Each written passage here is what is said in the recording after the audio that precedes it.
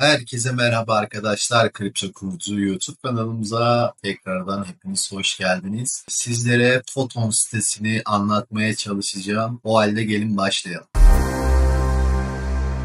Öncelikle tekrardan merhaba arkadaşlar. Ben Kripto Kurdu proje ekibinden Berkay.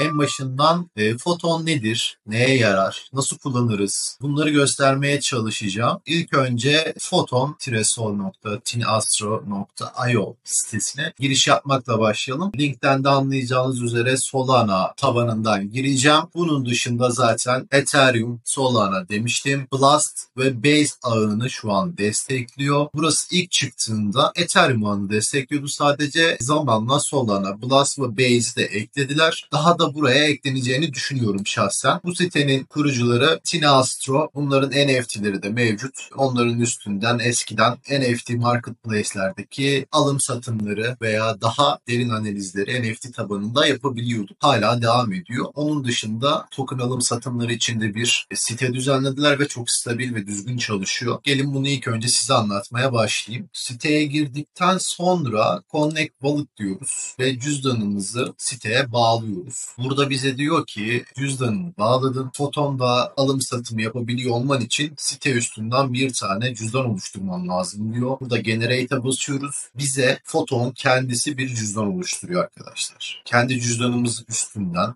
alım satım yapıyoruz. Tıpkı Bonk bota benziyor. Orada da kendisi cüzdan oluşturuyordu. Oraya para atıyordu. O tarzda bir yaklaşımları var. Burada private key'inizi muhakkak kaydedin. Burayı ben size göstermeyeceğim. Sizler bu şekilde private key'inizi alıp kaydedebilirsiniz. Bilginiz olsun. Burada slide'ı sağ tarafa çekerek private key'imizi görebiliriz. Evet, private key'imizi kaydettik ve ben Photon o vermiş olduğu private key'i Phantom üstünde importlayarak bu şekilde kullanabilme şansını elde etmiş oldum. Burada diyor ki bu cüzdanda şu an 0 sol var. Lütfen Solana yatır diyor. Çünkü Solana ağında olduğumuz için şu an Solana yatır diyor. Burayı şu an es geçebilirsiniz. Quanti diyoruz. Evet, sitemiz şu an geldi ve bize burada nelerin olduğunu aslında anlatıyor. Ben şu an skip al diyerek geçiyorum. Çünkü size daha detaylı anlatacağım bu tarafı. Kendi cüzdanımdan Solana göndereceğim. Buradaki miktarlar tamamen size kalmış arkadaşlar. Ben sadece şu an deneme maksatlı bir 20-25 dolar civarı bir para atacağım. Sadece size göstermek amaçlı olacak buradaki işlemler ve gönderdiğim tutar. Buradaki tamamen sizin kendi bütçenize ve stratejinize bağlı olarak yapmanızı tavsiye ediyorum. Gönder diyorum. Photon cüzdanıma zaten Solana geldi görebiliyorum. Bunun dışında burada sağ tarafta Solana bakiyesine basıyorum ve bakiyemin de orada arttığını görebiliyorum. Şimdi burada önemli olan şeyler var arkadaşlar. İlk önce şu yukarı tarafı bir tanıyalım. Yukarıda ilk önce new pairs yani yeni çıkan tokenları,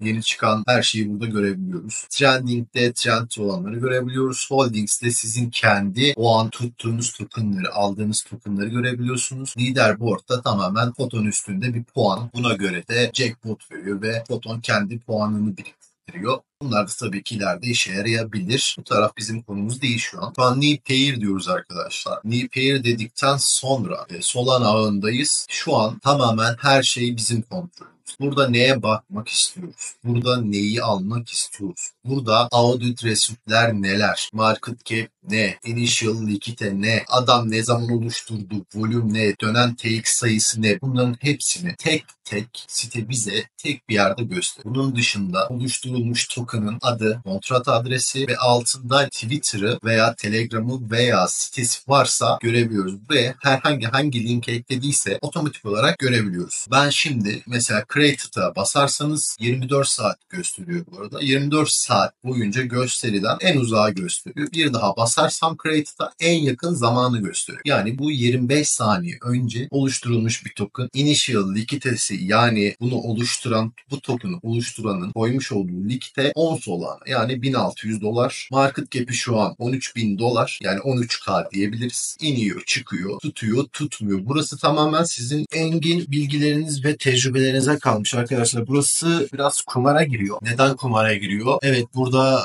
audit resütler var. Burada bize bir şeyleri gösteriyor. Evet, kendimizi daha güvence altına alıyoruz fakat belki de gerçekten o token tutacak veya tutmayacak. Yani burası tamamen sizin öngörünüze kalmış bir olay. Mesela Andy diye bir token çıkacak. 2 dakika önce oluşturulmuş. 30 Solana yani $4.700 bir likite eklenmiş ve trading'e yani alım satıma 1 dakika 35 saniye sonra başlayacak. Burada saati dakikasına kadar her şeyi yazıyor ve audit result kısmı bizim için önemli olan kısım. İsterseniz burada filtreler kısmında bunların hepsini seçip en güvenli olabilecek token'ı, gene güvenli olmuyorlar ki kendi araştırmanızı yapmanız lazım ama gene en bizi böyle dipte böyle sağda solda çıkan token'larda raklanmamaktan daha iyi bir ileriye taşıyor diyebilirim. Mesela hepsini seçeyim ve göstereyim size. Şu an hepsini seçtim. Filtrelerde bana audit result'lerde olumlu olan yani mint out disable yani bu adam token basamaz. Freeze out disable bu adam token'ı durdurup başlatamaz. LP burn yani bu adam likiteyi yakmış. Top on holders yani top on'da %20'den %15'ten fazla token tutan yok demek istiyor kısacası. Bunu öğrendiğimize göre burada quick buy tuşu var. Ne kadarlık almak isterseniz o kadarlık yazıyorsunuz. Burası hızlı alım noktası. Şu an sadece şunu göstereceğim. Şu 4 saniye, 3 saniye, 2 saniye içinde açılacak ve quick buy'a bastım. TX'i yolladım aslında ve aldı. Bu kadar hızlı oldu aslında. 17 TX döndü, 19 TX döndü. Şimdi bunun içerisine giriyorum ve sell'e basıyorum. Aldığım için satmak istiyorum. Şu an 0.1'lik almıştım ve şu an ne kadar ederini gösteriyor aslında bana. Ben şu an bunu satarsam ne karım var ne zararım var. Ben gösterme amaçlı tekrar satıyorum. Size gösteriyorum şu an. Ve 0.11 Solana şu an kazanmış oldum. Yani 0.01 Solana orada artıya geçmiş oldu gibi gözüküyor. Lakin şöyle bir durum var. Burada tabii ki de fee ücretleri var. Bunları karşılamanız lazım. Bunları da göz önünde bulundurmanız lazım. Advanced Settings dediğim zaman burada slippage,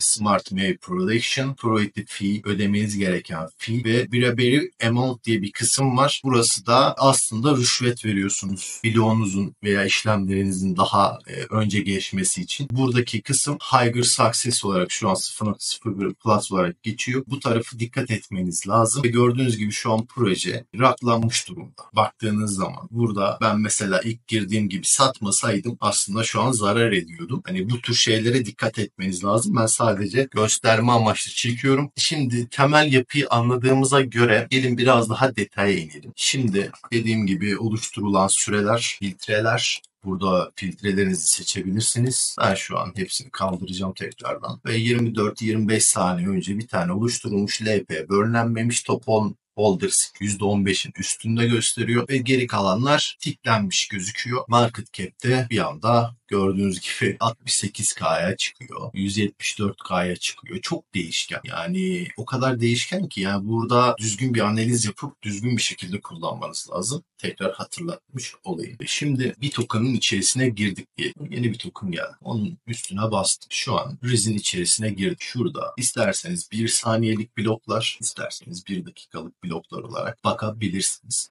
Ben gözükmesi maksadıyla 1 saniyelik bloklar. Şu an 4K bir market cap var. Gördüğünüz gibi ve remove check. Onu gösterebildiğimi umuyorum. Likiteyi remove'ladı. Yani rahatladı arkadaşlar. Gözünüzün önünde de bunu görmüş oldunuz şu an. Likite şu an yok. Gördüğünüz gibi insanları şu an dolandırdı diyebiliriz.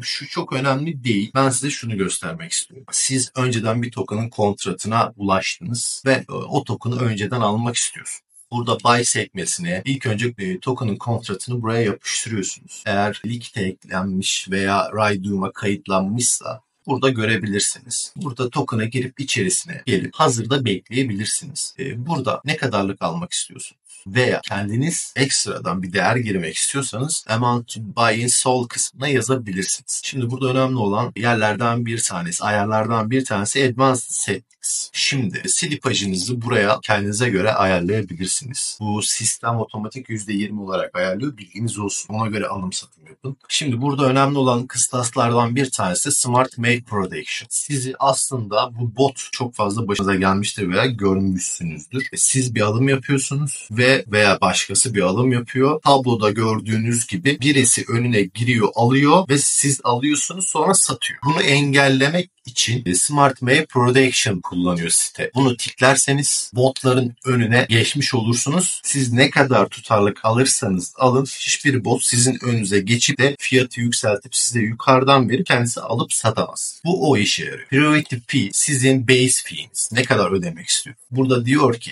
0.01 Solana kendisi otomatik sistem bunu belirliyor. Siz bunu azaltabilirsiniz veya arttırabilirsiniz. Solana'da ne kadar fazla fee ücreti verirseniz işleminizin geçme hızı o kadar artar. Bunu sakın unutmayın. Genellikle yüksek hype'lı projelerde bunu insanlar 0.2, 0.3, 0.4, 0.5'e kadar belki bir Solana'ya kadar çıkartabiliyorlar. Bilginiz olsun. O hype'ın durumuna, kazancın durumuna göre değişiyor. Sizin kullanacağınız değer 0.05 olabilir, 0.01 olabilir, 0.02 olabilir. Yani burası size kalmış. Ödeyeceğiniz fee, alacağınız risk. Ben Smart May Prediction'ı enable yaptıktan sonra burada buy veri amount kısmı açıldı. Bu rüşvet demek. Yani siz bloğunuzun yani işleminizin geçmesi için aslında bir nevi bazı kişilerin önüne rüşvet vererek geçebiliyorsunuz. Siz hani alamadım, böyle olmadı, başkaları aldı, nasıl aldı diyorsunuz. Bunu aslında kodlar üstünde yapıyorlar insanlar. Site bunu buraya entegre etmiş. Siz yapabilin, kullanabilin diye.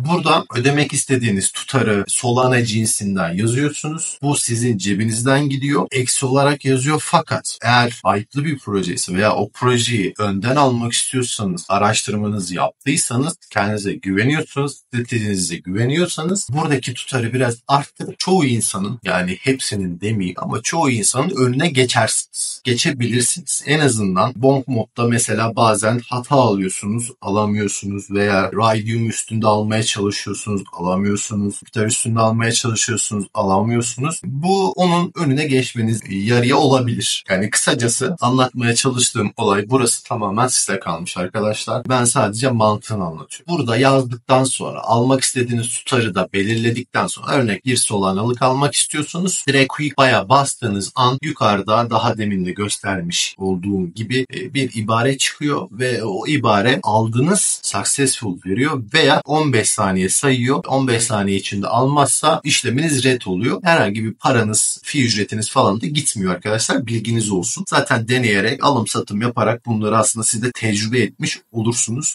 Burada diğer önemli kıstaslardan bir tanesi data security. Ben buranın datasını, security'sini daha çok seviyorum. Kontrol etmek amaçlı burayı kullanıyorum. Bazen Bird.ai'ye bakıyorum. Bazen Dextool'a bakıyorum. Bazen kendi ekstra araçlar, tool'lar var. Onlara bakıyorum. Ama en mantıklısı, en doğru veriyi veren burası. Şu an benim gördüğüm kadarıyla. Burada diyor ki top on holders'ta %78 var diyor zaten. Bunu ne kadar riskli olduğunu aslında bize söylüyor. Burayı görebiliyoruz. Bunu da bu tarafı da data security incelemeyi de sakın unutmayın. Evet. En son mesela şimdi buy yaptık. Satmak istiyoruz. Elimizdeki tutarın ne kadarını satmak istiyoruz? %25'ini mi? %50'sini mi? %100'ünü mü satmak istiyoruz?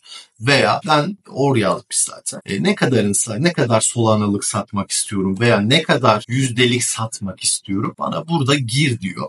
Ben de ona gireyim. Ona göre giriyorum ve satışımı ona göre yapıyorum. Şöyle bir durum var. Alım ve satım arasındaki ayarlarınız değişebilir. Bunu sakın unutmayın. Yani buradaki ayarınız neyse buradaki ayarınızda o olacak diye bir kaide yok. Burayı da alımı da satımı da kendinize göre ayarlayabilirsiniz arkadaşlar. Slipaj oranını ayarlarsanız Smart Mav'i aktive edersiniz veya etmezsiniz. Size kalmış. Ücret ödemek istemezseniz aktif etmezsiniz. Yüksek alım yapmayacaksanız aktif etmek istemezsiniz veya hızlı almak istemiyorsanız normal bir token alacaksınız. Aktif etmek istemezsiniz. Burası size kalmış. Burada zaten daha demin de göstermiş olduğum gibi QXL üstünde sizin almış olduğunuz token'ın değeri anlık olarak yazıyor. Yani siz o an satarsanız bu değerden şu kadar slipajdan ne kadar sattığınızı orada gösteriyor. QXL dediğiniz gibi daha demin yukarıda çıktığı gibi otomatik olarak satıyor. Hata verirse tekrar QXL dersiniz. Tekrar satmayı denersiniz. Ama hızlı ve stabil olduğunu söyleyebilirim. Evet. kısmı anlattığıma göre şimdi siz diyeceksiniz ki ben bunları her seferinde alım satım settingslerini, ayarlarını her seferinde değiştirmek zorunda mıyım? Hayır. Sağ üst taraftaki adam butonuna basarsanız settings kısmına girersiniz ve burada Quick Buy ve Quick Sell adı altında 2 tane seçenek var. Burada dersiniz ki hızlı bir alım yapacaksınız. Ayarlarınız kayıtlı olsun istiyorsunuz veya bundan sonra gireceksiniz, hızlı bir şey yapacaksınız.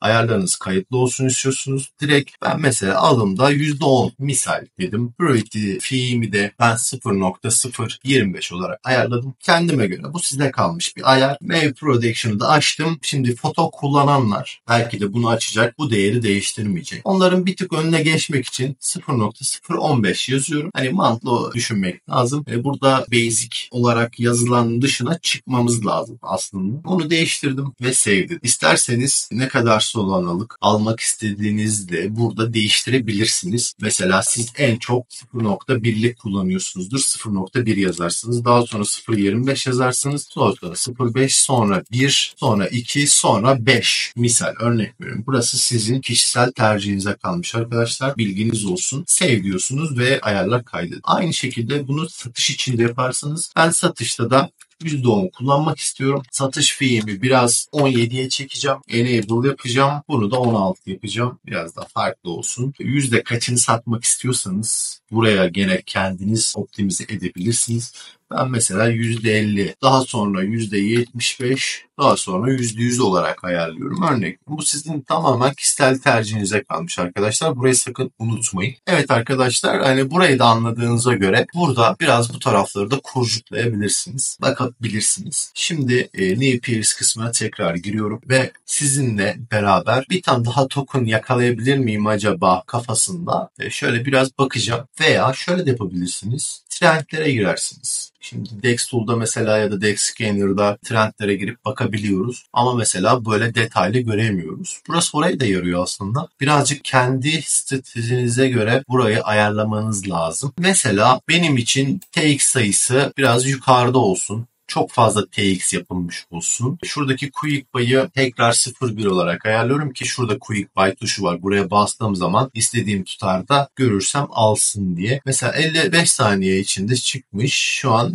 202 TX döndü. Burada TX'ler de önemli. Volüm de önemli. Ve yükselişinde zaten burada 5-10, 1 dakika, 5 dakika, 30 dakika, 1 saat olarak da görebiliyorsunuz. Mesela ben volüm olarak bakayım. Şu an mesela aldım. Şu an 1 dakikalıktayım trendler, haberiniz olsun. Bunu 5 dakikalığa çıkarttım ve DCF diye bir token. Şu an en çok volümü o döndürmüş 5 dakika içerisinde. 266 bin dolarlık, market cap'i de 889K gibi bir rakam var. Ama top on holders'ı %15'in üstünde diyor. Bu sizin stratejinize kalmıştır. Alım yapıp yapmamak size kalmış. Mesela 1 saat içinde %60 düştüğünü görebiliyorum. Ondan sonra 2,5 milyonluk, 2,1 milyonluk Sony diye bir token var. 116 bin dolar hacim dönmüş, 500-400K'lık bir Buni var. Şu an Buni'nin içerisine girdim. Liquid'de 74K gösteriyor. Market cap 460K gösteriyor. Şöyle kontrol ediyorum. Top on holders'da %24'lük bir token söz konusu. Yani sahipleri almış olabilir veya kendileri dağıtmış olabilirler. Bir sıkıntı olabilir. Hani burası size kalmış, sizin inisiyatifinize kalmış bir durum arkadaşlar. Stratejiniz neyse ona göre uygularsanız iyi olur. Tekrar trendlere girdim. Tekrar şöyle bakıyorum. Mesela 95K volüm dönmüş. Bu ne zaman? 4 dakika önce Peket diye bir şey çıkmış mesela.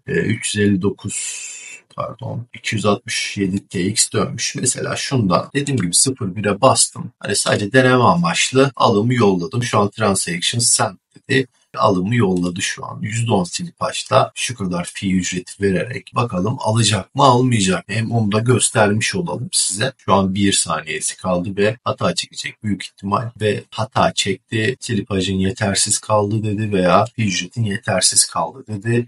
Mesela tekrar almak isterseniz basarsınız veya buradaki slipajınızı arttırırsınız veya burada fee ücretinizi arttırırsınız. Burası sizin kullanım alanınıza göre değişkenlik gösterir. Mesela bunu tekrar alım yapmadı, şu an hata verdi. Evet, bunu da göstermiş oldum. Zaten çok fazla düştü. Tekrar trendlere iniyorum. Tekrar kontrol ediyorum. Mesela Asit Pepe gibi bir şey var şurada. 600K market cap, 324K likite var. Böyle bakıyorum. 1 saniyelik Saat'te çok değişik bir alım satım işlemleri dönüyor. Tekrar 0.1 diyorum. Bir alım yollasın bakalım. Tabii bunun öncesinde şeyleri de kontrol edebilirsiniz. Şu an LP yakınmamış gözüküyor. Ben size göstermek amaçlı şu an alım yapmaya çalışıyorum. Top on Holders'ta %4 bayağı düşük olarak gözüküyor. Tekrar hata verdi. Mesela ben bu slipaj oranımı %15 tarafına çekeceğim ve tekrar yollayacağım. Slipajımı arttırdım. Tekrar hata verdi. Almadı. Mavi kapatmayı deneyeceğim ve priority fee'imi bir tık daha yukarıya çekeceğim. Almak istediğim tutarı tekrar yazdım ve Quick Buy tuşuna bastım ve al. Bir Solana'lık almış bulunmaktayım şu an. Büyük ihtimal şu adres benim 399'dan aldı diyebilirim aslında baktığımda. Tekrar şimdi aldım. Zaten bakiyemde düştü gördünüz. Sell kısmına geldim. Satmak istediğim tutarın ne kadar olduğunu yazıyorum ve 0.1 almıştım ve şu an ne kadar ettiğini görebiliyorsunuz arkadaşlar. Çünkü bir orada slipaj uyguladı bana satarken, hani bilginizde olsun diyorum. Şu an bakıyorum 0.08 ediyor. Tekrar hani ana param yakın taraflarına gelirse koyduğum para yakınlarına satıp bunu size göstereceğim. Bu arada sizde nasıl artıp azaldığını, nasıl bu sistemin işlediğini aslında aşağı 5 yukarı görüyorsunuz. Veya çok önemli değil. Tekrar mesela basayım. Solana bakiyem yetersiz dedi. Biraz fazla almış. Kendi cüzdanıma şu an fee ücretini karşılasın diye birazcık daha token yolluyorum. Gönderdim. Tekrar sayfayı yeniliyorum ki görebileyim. Ve yolladığım tutar geri gelmiş durumda. Fee ücretini karşılayacak. Tekrar Quick Sell kısmına geliyorum ve şurayı şu an izliyorum. Default kısmındayım. Satış slipajımda %10 olarak tekrar ayarlamış durumdayım. 0.065 şu an aslında zarardayız arkadaşlar. Hani bilginiz olsun. Siz de bunu görün şu an. Mavi kapattım. Düşük tutarlarla hareket ettiğim için Mavi kullanmama gerek yok aslında. Ve şu an hani sat tuşuna bastım. Hani size göstermek amaçlı 0.098 Solana cüzdanıma geldi gözüküyor. Gördüğünüz üzere alım satım aslında bu kadar basit. Biraz denemeniz, biraz tecrübe etmeniz lazım. Solana kısmı bu şekilde. Bunun dışında kendiniz bu tarafları biraz kurcalayarak, bakarak, kendi donelerinizi yaratarak, bunların ne işe yaradığını birazcık anlayarak işlem yapmak her zaman artıdır. Bunu sakın unutmayın. İçerideki parayı çekmek isterseniz arkadaşlar çok basit. Yukarıda cüzdan Solana yazan tarafa basarsınız. Cüzdanın içerisine girersiniz. Burada deposit ve withdraw olarak yazıyor. Withdraw tuşuna bastığınızda göndermek istediğiniz tutarı buraya yazarsınız. Buradaki ilk bağladığınız cüzdanınıza otomatik olarak gönderim yapmış olur. Ben içerideki tutarı mesela çekmek istediğimi belirtiyorum. Withdraw diyorum. Bounty diyorum. Biraz düşürmemi istedi. Withdraw dedim. Tekrar biraz düşürdüm ve withdraw tuşuna bastım. Bounty dedim ve transaction sent olarak iletilmiş oldu işlemim. Daha sonra burada bekliyoruz arkadaşlar ve cüzdanımızda şu an successful withdraw 0.13 Solana olarak geçmiş durumda. Cüzdanımı da kontrol ediyorum ve gördüğünüz üzere gözünüzün önünde şu an Solana'm, çektiğim Solana'm cüzdanıma gelmiş bulunmakta. Daha demin başlangıçta da girdiğimde bahsettiğim üzere Solana dışında Ethereum, Blast ve Base ağını da destekliyor arkadaşlar. Ethereum ağını mesela size göstermek amaçlı şu an göstereyim. MetaMask cüzdanınızı buraya bağlıyorsunuz. Şu an benim halihazırda bir Ethereum ağı cüzdanım olduğu için tekrardan cüzdan açmamı benden istemedi. Açmanızı isterse private key'inizi bu ağlarda da muhakkak alıp MetaMask'ınıza veya kullandığınız cüzdanınıza import etmeyi unutmayın. Burada da mesela Ethereum ağında da Garfield diye bir tane token çıkmış 4 dakika önce. Initial baktığım zaman 2 Ethereum eklemiş ama burada diyor ki contract verified değil, contract innocent değil, dikte değil. Bu riskli demek arkadaşlar, bunu unutmayın. Ve not honeypot. Burada Ethereum gibi bir ağlarda honeypot'la da karşılaşabilirsiniz. Solana'nın çok dışında farklı yaklaşımları var ve burada buy sell tax, bu kısımları da muhakkak Ethereum ağını kullanacaksanız kontrol etmeniz lazım. Mesela burada buy %30, sell tax %99, yani bu diyor ki gel kardeşim seni dolandırayım. Ama ben bunu görmeseydim, farklı bir yerde karşıma çıksaydı, hiç bilgim olmasaydı ben bunu alsaydım satamazdım. Bana bunun bilgisini veriyor. Çok güzel de bir örnek olmuş olduğunu düşünüyorum şu an. Ethereum ağı da aynı bu şekilde, alım satımlarda aynı. Daha demin Solana üstünde göstermiş olduğum gibi alım satımlarınızı bu cüzdanınıza, oluşturulmuş cüzdanınıza Ethereum atarak yapabilirsiniz Ethereum ağı için. Bunun dışında Blast ağı var. Blast ağında da diyor ki L1 Ethereum'dan Blast Ethereum ağına köprü yap diyor. Daha sonra Blast Photon Trading Wallet'ınıza gönderin diyor. Yani sizin cüzdanınızda, Blast cüzdanınızda, Blast ağında Ethereum olacak ve bu cüzdanınıza Blast'ı yollamış olacaksınız. Şu an baktığım zaman zaten Blast üstünde çok fazla token yok. Burayı da hani incelemek isterseniz bakabilirsiniz arkadaşlar. Gelelim Base ağına. Base ağı evet biraz hareketli ağ biliyorsunuz. Son dönemde biraz hype'landı. Bayağı hype'landı. Ve çıkan tokenların aslında kontrolünü çok zor yapabiliyoruz. Ama bu site üstünde yani Photon bize bunu kolaylık sağlıyor. Tekrar burada buy sell takslarınızı kontrol edebilirsiniz. Audit resütlerinizi kontrol edebilirsiniz. Burada likite kitleme, kontrat onaylı mı, kontrat üstünde oynama yapılabiliyor mu? Burada bunları görebilirsiniz ve çıkan likiteyi de görebilirsiniz. Eklenmiş likiteyi görebilirsiniz. Size aslında bu şekilde aşağı 5 yukarı Photon sitesini nasıl kullanılacağını aslında anlatmış olduğumu düşünüyorum arkadaşlar. O halde videoyu bitirelim. Videoyu beğendiyseniz beğenmeyi, Twitter kanalımıza abone olmadıysanız da olmayı, muhakkak yorumunuz varsa da yorum yapmayı asla unutmayın. Hepinizi çok seviyoruz. Hoşça kalın, sevgiyle kalın.